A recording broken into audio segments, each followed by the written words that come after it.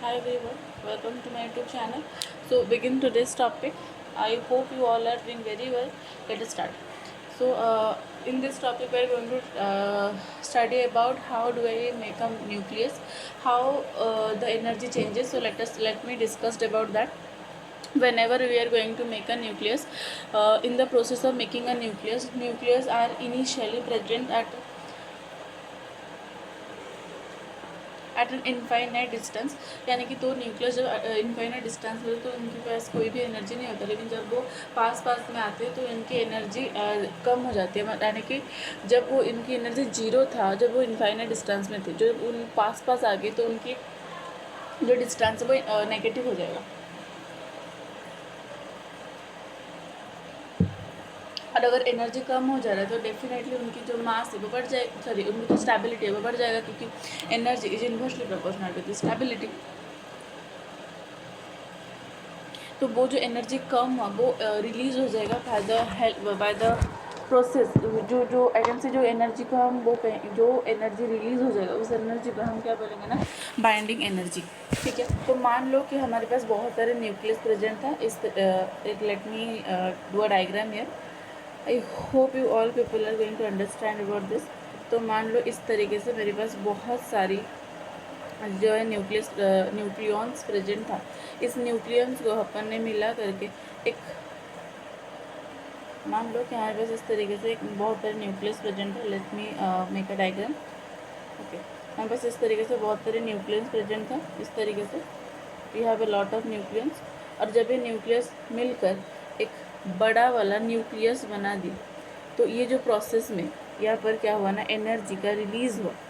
इस पर एनर्जी जो रिलीज हुआ, इस एनर्जी रिलीज को हम क्या बोलेंगे ना, बाइंडिंग एनर्जी। ठीक है, अब मान लो कि यहाँ पर जो मास था वो बड़ा था, लेकिन जब वो इस कलेक्टिव टर्म में आ गए, न्यूक्लियस के टर्म में आ गए, तो वो मास जो वो भी डिक्रीज हो गया। ठीक है, नाउ अगर हम डिस्कस करेंगे कि मास डिफेक्ट क्या होता है ना, मास डिफेक्ट वो तो एनर्जी डिफेक्ट हो गया। अभी इसी को अगर मैं मान लो, लेट मी एक सेकेंड।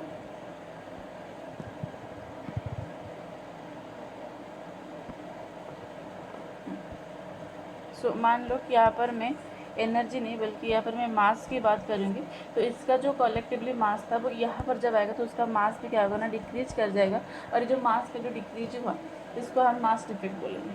ठीक है, अगर मान लो कि हमारे पास E is equal to MC का जो फॉर्मूला देते हैं आइंस्टाइन्स मास एनर्जी इक्वेशंस को बोला जाता है, जिसमें जो एनर्जी होता है वो बाइंडिंग एनर्जी होता है, मास होता है वो मास डिफेक्ट होता है, और जो C होता है वो स्पीड ऑफ लाइट होता है।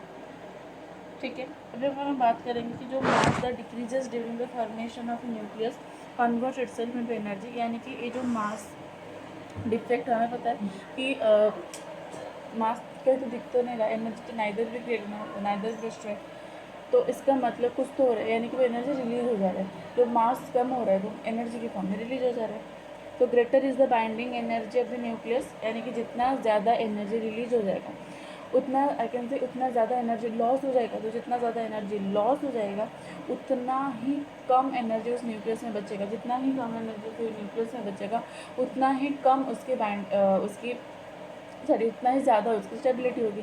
तो अगर हमें पता है कि मास डिफेक्ट पर न्यूक्लियन क्या होता है, उसको हम ट्रैकिंग फ्रैक्शन बोलते हैं। यानी कि आई कैन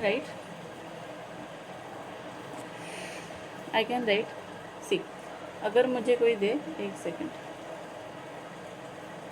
ओके, तो मान लो कि अगर मुझे कोई इस तरीके से दे कि हमें डेल्टा एम बाई ए, यहाँ पर जो डेल्टा एम यहाँ पर मैं लिखी हूँ, इस डेल्टा एफ का मतलब क्या है, जो डेल्टा एम है, एक सेकेंड, यहाँ पर जो डेल्टा एम है, इस डेल्टा एम का मतलब क्या होता है ना, मास एनर्जी मास डिफेक्ट। और ये जो ए होता है ये न्यूक्लियस का नंबर ऑफ न्यूक्लियस होता है। तो आई कैन से ये मास नंबर होता है, ये मास नंबर होता है, ये मास डिफेक्ट होता है। तो आई can right the mass defect upon the number of nucleon in a nucleus, but I can write the number of mass, the mass number is called as packing fraction. If I divide binding energy upon the number of nucleus, I can write Be by A. If I divide a binding energy of a nucleus upon number of nucleons in a nucleus, this is called as binding energy per nucleus per nucleon, जिसको जो more appropriate factor है to determine the stability of two nucleus.